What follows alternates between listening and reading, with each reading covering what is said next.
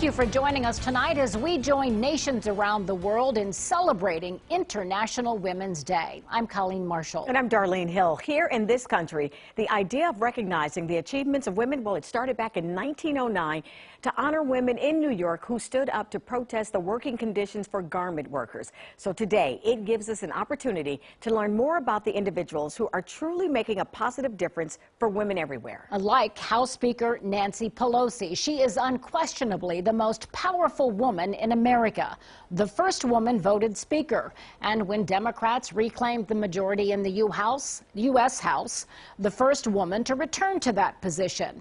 But she told me it's not good to climb the political ladder unless you can reach down and pull other women along with you. She is the first, but does not want to be the last. After 8 years of being mired in minority politics, Nancy Pelosi is back on top, again holding the speaker's gavel and working to put more women in seats of power. Is that a goal for you? Of course, it is not a goal, it's an imperative. When I first came here, there were 23 women in Congress, 12 Democrats, 11 Republicans. We made a decision on our side to increase that number. We have now 91. A record number, applauded even by President Trump during the State of the Union.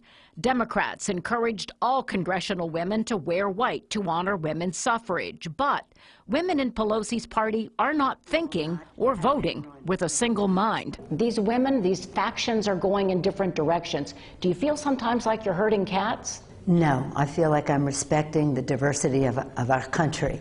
And it's pretty exciting. I always say our diversity is our strength. Diversity in every way, gender, ethnicity, generationally, geographically, yes, philosophically. That's our strength, our diversity. Our unity is our power. A power Pelosi reclaimed in 2018, admitting the 2016 presidential election was traumatic for women in her party and caused her to shelve a plan to retire from Congress.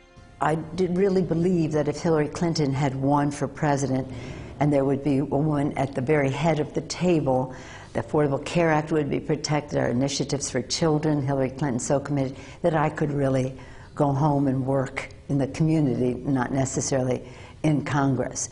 But that didn't happen, so here I am still. First elected to Congress in 1987, Pelosi remarkably describes herself as naturally shy. A mother of 5, she says she was driven to public service by a desire to advance policies supportive of children. I always say to people, put a gold star next to your experience as a mom. Some people will say, oh, well, I had this space where I was just a mom. I said, don't ever say just a mom or just a housewife. That's a balance of diplomacy, interpersonal relationships, quartermastering, care, feeding, driving, all the rest, and also just keeping the peace, letting everyone reach their fulfillment, not at the expense of someone else.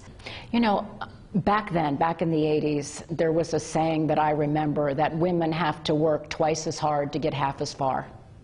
There was this feeling that there were a limited number of seats at the table for women. Was that daunting for you, or was that the challenge that was inspirational for you?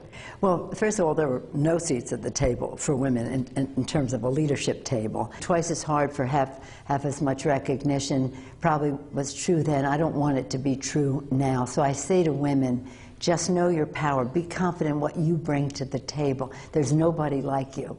The authenticity of you is your strength, and the country needs you. And although she is a lightning rod for Republicans, Pelosi concedes the country needs a Congress that can work with the White House and a speaker who can work with the president. Increasing paychecks by building the infrastructure of America. He says he supports that. We can do that working together. So let's find our common ground. We have a responsibility to do that, stand our ground where we can, but again, not find issues from the start that are dividing, but issues that are unifying. E pluribus unum, that's our founders' guidance to us from many one. Nancy Pelosi relies on other women to help advance her agenda, and that includes her close friend and confidant, Central Ohio Congresswoman Joyce Beatty. Beatty, considered to be the most powerful woman in Ohio politics, and you will hear from her later in this program. Well, she's living her best life and sharing her climbing the corporate ladder experiences with other women and young girls. And she works at L Brands. Meet Janelle Coleman when Celebrating Women returns.